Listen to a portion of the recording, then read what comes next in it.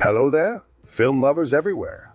Welcome back to another thrilling episode of Tim and Tom's Film Nights, where our two esteemed hosts, the ever so British Timothy and myself, the wild and free-spirited Thomas, will be having a chat about films both old and, new.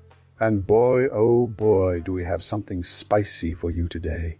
Today's feature film is the 2010 action-packed romance comedy, Scott Pilgrim versus The World Now, Timothy. Before we dive headfirst into this colorful world of love and fighting, what are your initial thoughts on the movie? Well, Thomas, I'll say right off the bat that I found the film to be a bit too erratic, for lack of a better word. It starts out as one thing, then turns into another, and then back again.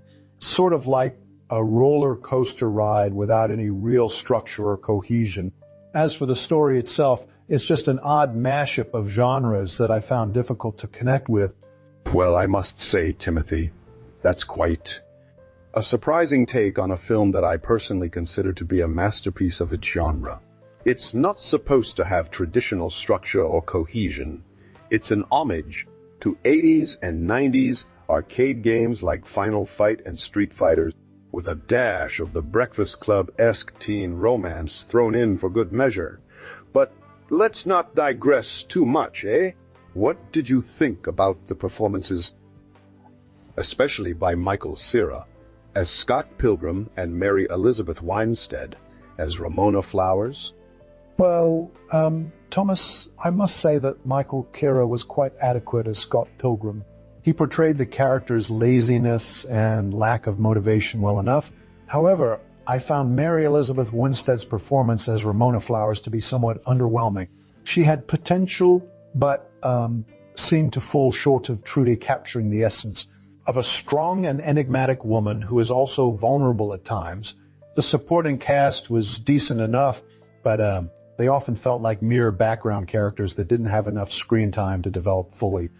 Well, Timothy, I must say that your assessment of Mary Elizabeth Winstead's performance as Ramona Flowers is quite unexpected. She portrayed the character perfectly, in my opinion, capturing her mix of strength and vulnerability splendidly. As for the supporting cast, they were there to support the main characters, and I think they did a decent job at that. Now, let's move on to one of the film's most iconic aspects, the fight scenes. What did you think about the action in this movie? Well, Tom, I must admit that the visuals in the fight scenes were quite impressive, especially considering the film's relatively modest budget. However, I found myself more entertained than truly invested in the stakes of these battles. They felt more like video game levels rather than genuine conflicts between characters, which detracted from their impact, in my opinion. Well, Timothy, I must say that your assessment of the fight scenes as mere video game levels is quite narrow-minded. The film is an homage to video games and Japanese manga anime culture, so it's understandable why you might not appreciate the visual language used in these sequences. But I think if you look beyond that surface level interpretation, you'll see a deeper story about self-discovery, growth, and the importance of embracing one's past, even the messy parts. Now let's move on to some interesting trivia about the film. Do you know who directed the Japanese version of Scott Pilgrim versus The World? Well, Thomas, I must admit that I am not familiar with a Japanese version of Scott Pilgrim versus The World. As for trivia, one interesting fact about the film is that it was based on the graphic novel series by Brian Lee O'Malley, which itself was inspired by O'Malley's own experiences growing up as a video game enthusiast and fan of Japanese manga and anime. Another fun tidbit is that many of the characters in the film were based on real-life people, including the protagonist, Scott Pilgrim himself, who was allegedly inspired by O'Malley's ex-boyfriend, whom he had a tumultuous relationship with. As for the cast, Michael Cera and Mary Elizabeth Winstead, who portrayed Scott Pilgrim and Ramona Flowers, respectively, actually dated during the filming of the movie, adding an extra layer of authenticity to their on-screen chemistry. And lastly, did you know that the iconic Level Up song featured in the film's opening credits was actually written specially for the movie by British indie rock band The Pixies? Well, Tim, you've certainly dished out quite a few tasty tidbits about the film and its origins. Now, let's delve into the novel that inspired it all, Scott Pilgrim vs. The World by Brian Lee O'Malley. While both the graphic novel series and the movie share similar premises, there are, quite a few differences between them. For one, the novel is written in a more traditional narrative style, whereas the movie takes a much more visual approach to storytelling. This means that certain plot points and characterizations may have been altered or exaggerated for the sake of cinematic flair. In the novel, Scott Pilgrim is portrayed as a slightly more introspective and self-aware character than his on-screen counterpart, played by Michael Cera. He struggles more with his past relationships, particularly with his ex-girlfriend, the enigmatic Envy Adams, played by the ever-so-lovely and talented Envy Adams herself in the movie. Additionally, the novel delves deeper into the lives of the supporting characters, including Scott's bandmates, Wallace Wells, and his sister, Stacy Pilgrim. Their personalities are fleshed out more fully, giving readers a better understanding of their motivations and relationships with each other. Now, Timothy, as someone who has read the graphic novel series, do you think that director Edgar Wright and screenwriter Mark Miller did justice to O'Malley's original work in adapting it for the big screen? Well, Thomas, I must say that while the film certainly captured the spirit and aesthetic of the graphic novel series, it did make some significant changes to the source material.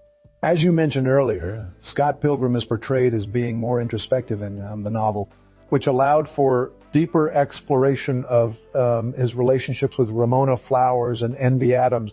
The film, on the other hand, focused more on the visual spectacle of the action sequences and the video game-inspired storytelling element. That being said, I do think that Edgar Wright and Mark Miller did a commendable job in translating O'Malley's work for the screen. They managed to retain much of what made the graphic novels so beloved by fans while also adapting it effectively for cinematic audiences.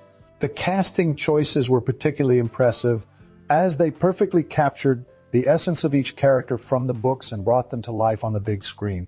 Michael Cera was an inspired choice to play Scott Pilgrim, as he effortlessly embodied the character's lazy charm and underlying vulnerability.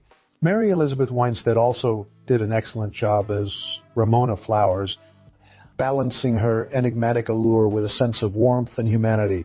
The supporting cast was equally strong, with standouts like Chris Evans as Lucas Lee and Brandon Ruth as Todd Ingram bringing their respective characters' unique quirks and personalities to the forefront.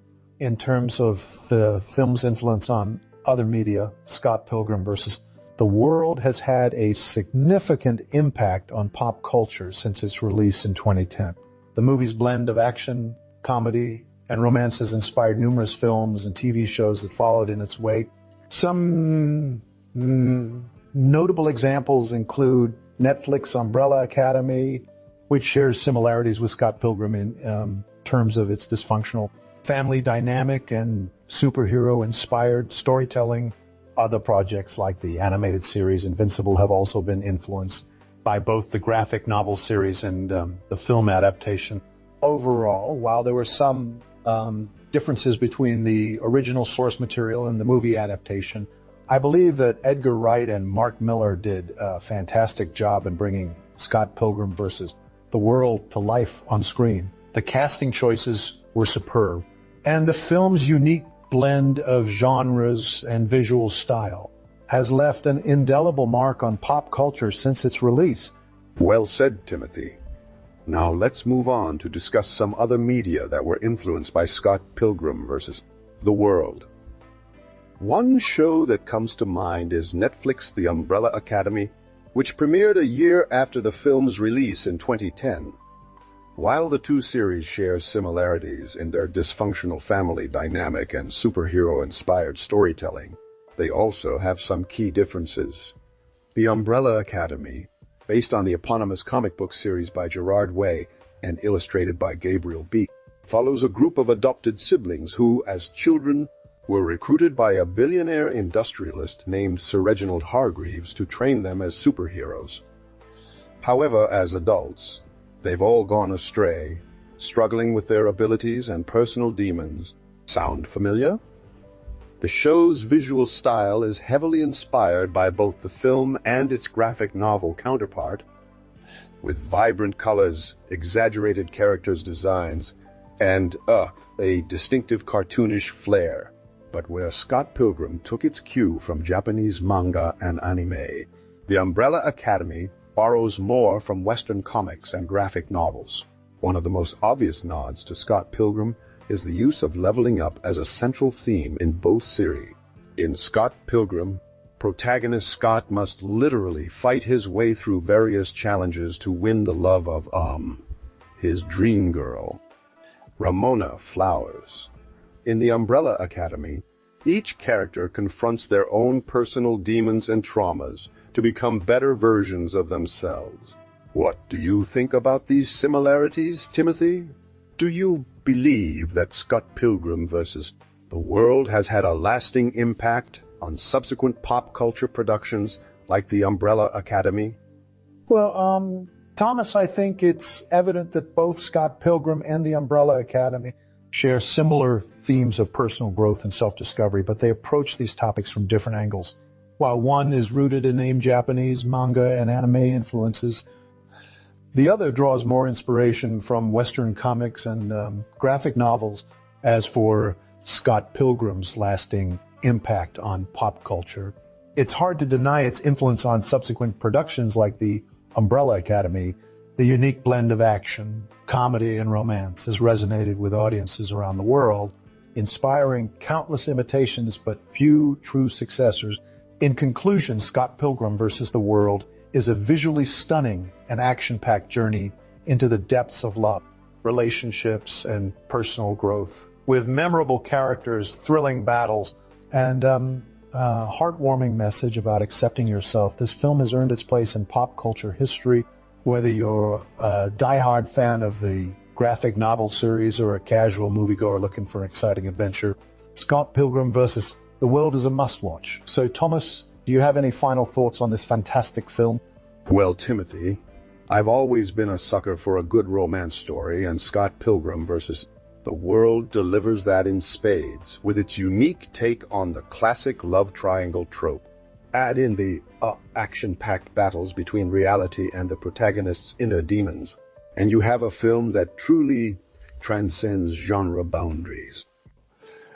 I particularly enjoyed how director Edgar Wright and screenwriter Mark Miller seamlessly blended elements of video games, anime, and indie rock culture to create a visual feast for the senses.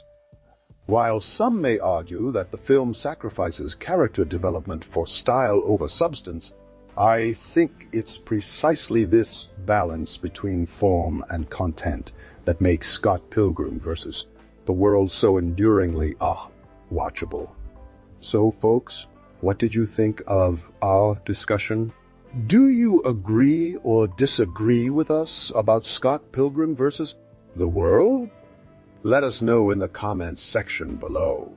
And remember to subscribe, like, share, and comment on this video if you enjoyed it. Until next time, farewell.